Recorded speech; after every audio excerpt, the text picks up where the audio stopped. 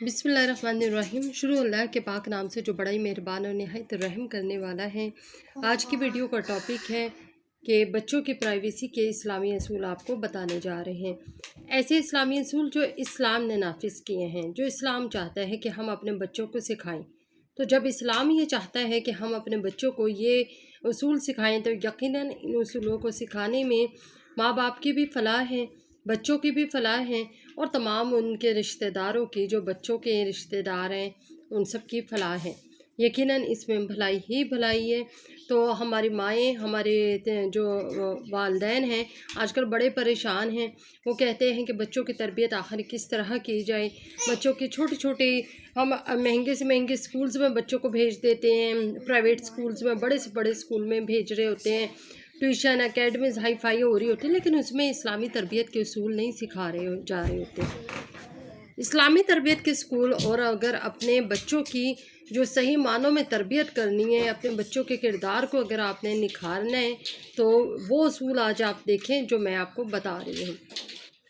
मेरे तमाम के तमाम बताए गए असूल इस्लामी कवानीन के मुताबिक हैं और इस्लाम ने यहीं के नाफिज करता है।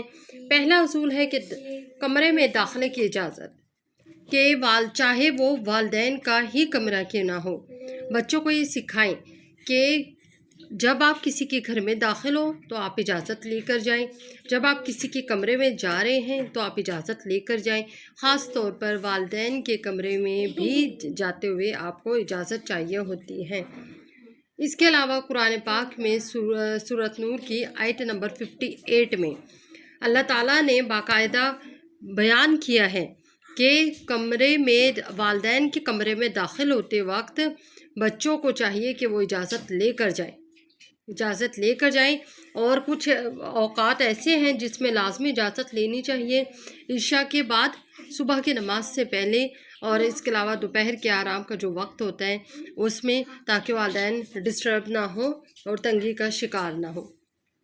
इसके अलावा आप अपने बच्चों को ये भी सिखाएं कि पर्दे और हया की तालीम कितनी ज़रूरी होती है। अपने बच्चों को हया की तालीम ज़रूर दें, अपने बच्चों को पर्दे की तालीम ज़रूर दें। अपने बच्चियों को, छोटी छोटी बच्चियों को छोटी एज से ही ये सिखाएं कि आपने पर्दा करना है। छोटी एज की बच्चियों को ही उन्हें छोटे छोटे दुपट्टे लेना सिखाएं और इस तरीके से उनकी तरबियत करें कि जब वो बड़ी हो जाएं तो उन्हें वो दुपट्टे एकदम से जब आप फिर उनके कंधों पे डालती हैं तो उन्हें भारी लगता है और उन्हें अजीब सा लगता है। अपने बच्चों की तरबियत आप शुरू से करें, उन्हें दुपट्टा लेना सिखाएं। बचपन है अगर और छोटी हैं अगर तो कोई बात नहीं, बड़े दुपट्टे ना दें, छोटे दुपट्टे दे दें। जैसे छोटी छोटी पट्टियाँ होती हैं बच्चियों की, वो उनके शोल्डर्स पे लगा दें। इस तरह बच्चियों को कम से कम ये सेंस होती है कि हमने दुपट्टा लेना है और दुपट्टा हमारे लिए ज़रूरी होता है। बच्चियों को ये शुरू से ही उनका दिमाग इस चीज़ को कैच कर लेता है। इसके अलावा भी बच्चे हैं या बच्चियां हैं, चाहे वो छोटी उम्र के भी हैं, उनके सामने आप बच्चों को ये आदत डालें कि ख़ुद से भी आपने पर्दा रखना है। बेवजह का आप, हज़रत अली अलैहिस्सलाम ने खुद से पर्दा करने का हुक्म दिया है और उन्होंने ये बताया है कि ख़ुद से भी पर्दा करना कितना ज़रूरी होता है और ये इस्लाम का हिस्सा है। ज़ाती अशिया और राजदारी, बच्चों की और बच्चियों की जो ज़ाती अशिया, इस्तेमाल की अशिया होती हैं, उनके कपड़े, उनके कपड़ों की अलमारियाँ, उनकी चीज़ें रखने की अलमारियाँ, या कोई भी ऐसी चीज़ें जहाँ पे आपने एक प्राइवेट, एक अलग से एक पोर्शन बना दिया है।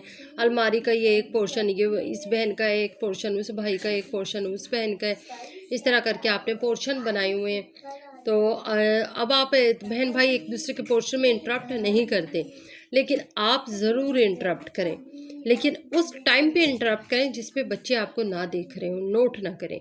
क्योंकि अगर आप बच्चों के सामने आएंगी और बेधड़क बच्चों की सारी चीज़ों की टटोलना शुरू कर दिया, उनको देखना शुरू कर दिया, तलाशी लेना शुरू कर दिया, तो इस चीज़ से, इस चेकिंग से बच्चे की ज़ात के ऊपर मुनफी असर पड़ेगा।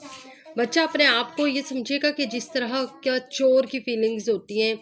अगर वो बच्चा गलत काम नहीं भी कर रहा, कोई चीज़ नहीं भी इस्तेमाल कर रहा है, या किसी भी दूसरे बहन भाई की कोई चीज़ नहीं भी उठाई, तो इससे वो बच्चा शर्मिंदगी का एहसास उसको होगा। खुद एतमादी की कमी बच्चे में होती है। تو آپ اپنے بچوں میں اس چیز کا ان کا اعتماد کو ڈیولپ کریں اور ان بچوں کی چیز پہ نظر ضرور رکھیں، بچوں کے استعمال کی چیزوں پہ، بچوں کے استعمال کے کمروں پہ، ان کے کپڑوں پہ، ان کے بیگز میں، اسکول بیگز، کالج بیگز نظر ضرور رکھیں، لیکن اس طرح نظر رکھیں کہ ان کو شائبہ نہ ہو، وہ ان کو ذلت اور حقیر نہ خود کو وہ سمجھیں۔ شرم و حیا کی بچوں کو عادت ڈالیں، خاص طور پر جب اگر بچہ 2 سال کا بھی ہو گیا ہے تو اپنے بچوں کو یہ عادت ڈالیں کہ وہ اپنے کپڑے ایک سائڈ پہ بیٹھ کے خود سے چینج کرنے کی کوشش کریں۔ اگر 2 سال کا جو بچہ یا بچی بھی ہو گیا ہے تو اس بچے یا بچی کے سامنے گھر میں جو بڑے ہوتے ہیں، نانی دادیاں ہوتی ہیں، ماں باپ ہوتے ہیں، اکثر وہ بھی کپڑے چینج کر رہے ہوتے ہیں، ایسا مت کریں۔ اس طریقے سے کرنے سے آپ کے بچے کے اوپر منفی اثر پڑے گا، اس کے دماغی میں جو طاقتیں ہیں وہ گھٹنا شروع ہو جائیں گی، اس کی منفی طاقتوں کو کیچ کرنا شروع ہو جائیں گی اور بچہ شروع سے ہی اور باغی جو نیچر ہوتی ہے اس طرح کی نیچر کا حامل بن جائے گا۔ شرم و حیا ایمان کا حصہ ہے، شرم و حیا کی عادت اپنے بچوں میں ڈالیں۔ یہ چیزیں وہ ہیں جو اگر ہم اپنے بچوں میں ڈال دیں، یا ادب و آداب ڈال دیں، بڑوں کی عزت ڈالیں، چھوٹوں سے شفقت ڈالیں۔ حضرت محمد صلی اللہ علیہ وسلم نے بھی یہی فرمایا ہے، تو بڑوں کی عزت کریں، چھوٹوں سے پیار سے بات کریں، امانت میں خیانت نہیں کرنی، اس طرح کی یہ چیزیں جو ہیں، اور اگر غلطی ہے تو معافی مانگ لیں، سوری کر لیں، اس سے انسان چھوٹا نہیں ہوتا۔ بچوں کو یہ بتائیں کہ اس سے چھوٹا نہیں ہوتا اپنی غلطی کو تسلیم کرنے سے۔ اس طرح کی یہ چیزیں جو ہیں وہ ہمارے اسلام نے ہمیں سکھائی ہوئی ہیں۔ اسلام یہ چاہتا ہے کہ چھوٹے بچوں کو شروع سے ہی ہم یہ چیزیں سکھائیں، لیکن ہمارے ہاں بڑے بڑے اسکولوں میں بچوں کو ڈال دیا جاتا ہے، اکیڈمیز میں بڑی بڑی ڈال دیا جاتا ہے، ہزاروں کا روپیہ پیسہ دے رہے ہوتے ہیں، رکشاز کی، بسز کی فیسز دے رہے ہوتے ہیں، لیکن اسلام کا کچھ بھی ہم نہیں سکھا رہے ہوتے، اور جب وہ بڑے ہو کے نافرمان بنتے ہیں اور ہمارے لیے والدین کے لیے پریشانی کا باعث بنتے ہیں تو ہم سر پکڑ کے بیٹھ جاتے ہیں کہ یہ بچہ پتہ نہیں کس پر گیا ہے۔ ہماری اپنی تربیت کیا ہے، ہم نے اپنی تربیت کتنی کی ہے، ہم نے اپنا حصہ کتنا ڈالا ہے، یہ بھی تو ہمیں دیکھنا چاہیے نا۔ لیکن ہم اس وقت کسی دوسرے پہ بلیم ڈال دیتے ہیں کہ جی کسی اپنے بچہ بدتمیز ہے، نافرمان ہے، یا بہت ہو گیا تو یہ کہیں گے کہ جی بچہ پتہ نہیں فلاں پہ، جو رشتہ دار ہمیں ناپسند ہوگا اس کا کہہ دیں گے کہ جی فلاں پہ چلا گیا ہے۔ بات یہ کہنے سے کہ جی بچہ فلاں پہ چلا گیا، بات یہاں پہ ختم نہیں ہو جاتی۔ ماں باپ کے لیے یہ پریشانی ان کی قبر تک ساتھ چلتی ہے کہ بچہ نافرمان ہے۔ بچہ پھر اپنی نافرمانیوں میں، اور جو بغاوت بچہ کر رہا ہوتا ہے ہر معاملے میں، بدتمیزی، نافرمانی، ہر چیز میں اسلام کے خلاف جا رہا ہے، کبھی نماز روزہ نہیں کیا، کبھی نماز نہیں پڑھی، مسجد نہیں گیا، تو یہ چیزیں جو ہوتی ہیں اتنا دکھ دیتی ہیں کہ انسان جو ہوتا ہے نا قبر تک چلا جاتا ہے، لیکن وہ یہ امید بس اس کے دل میں ہوتی ہے کہ کاش اس ٹائم پہ ہم نے اپنے بچوں کو سدھار لیا ہوتا۔